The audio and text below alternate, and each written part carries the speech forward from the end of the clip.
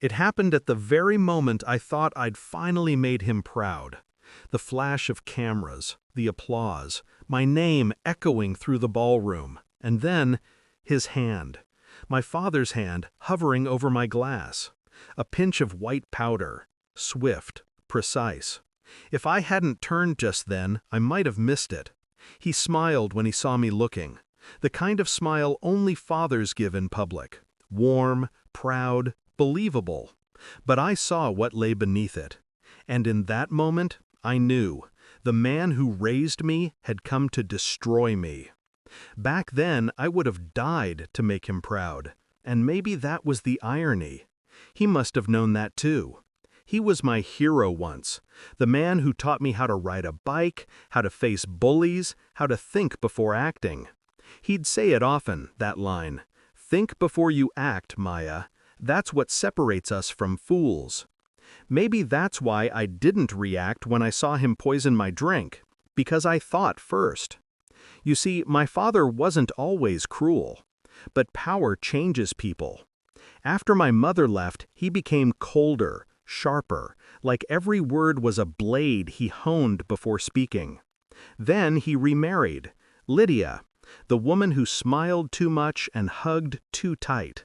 And her daughter, Ella, became my half-sister, the perfect golden child. I didn't envy her, not really, until my father started forgetting my name during toasts. It began 2 months before graduation. I noticed him whispering when I entered the room. The safe I was never supposed to touch left slightly open. Documents inside with my signature on them. Except it wasn't my signature. He was moving company funds into an offshore account, under my name. If authorities found out, the charges would land on me. My entire future ruined before it began. That night, I didn't cry. I didn't scream. I just remembered what he used to tell me. Think before you act. So, I did. I spent weeks studying him, his routines, his emails, his habits. He always hid things in plain sight, so I hid my revenge the same way. I copied his passwords, mirrored his files, and rerouted every illegal transfer he made into his personal account. Then I created a backup drive, time-stamped and locked under my fingerprint. Evidence that would ruin him publicly if I chose to release it. But that wasn't enough. Men like him don't fear prison. They fear humiliation. They fear being seen for what they are. And that's when I realized his downfall needed an audience. Graduation night was perfect for it. Every politician, business partner, and friend he owned was there. A sea of champagne and deceit. I wore the silver dress he bought me, the one he said made me look like someone worth investing in. I laughed, I danced, I let him believe I was still his obedient daughter. Then I saw it. His hand, his motion, the powder dissolving into the golden fizz of my champagne. I felt my pulse steady. He thought I didn't see. I waited until Lydia called for a toast.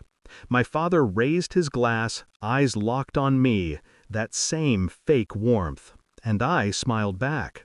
But instead of drinking, I turned to my sister, sweet, oblivious Ella, his favorite. "Here," I said, offering her my glass, "you should have mine. You've earned it more." The crowd cheered at my kindness. She giggled and drank it all. He froze. I saw it in his eyes, the instant recognition, the panic. He tried to speak, but applause drowned him out. 5 minutes later, Ella collapsed. The room erupted. Lydia screamed. I remember holding my father's gaze across the chaos. I didn't move, didn't speak.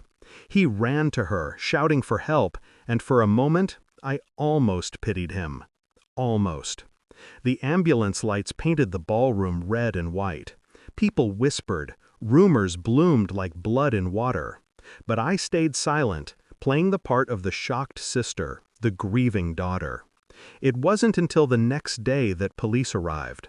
The toxicology report confirmed traces of the same sedative my father had ordered under his company's name. The same sedative that nearly ended Ella's life. The scandal spread fast, contracts revoked, stocks plummeted, and I, his loyal daughter, handed authorities every document, every signature, every hidden account. They called me brave for coming forward. They didn't know how long I'd been planning it. When he was arrested, he didn't look at me. He looked through me. Maybe he saw my mother in my face.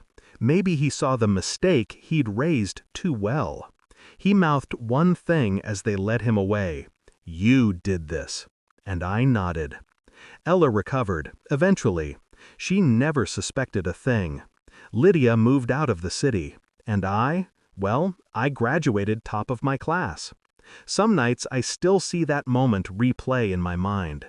His hand, the powder, the shimmer of champagne. How everything he built crumbled because of one gesture he thought I wouldn't see. It's poetic, really. He taught me to think before I act. I just learned to think better. Now, when people raise a toast to success, I always smile. Because I know what a single glass can hold.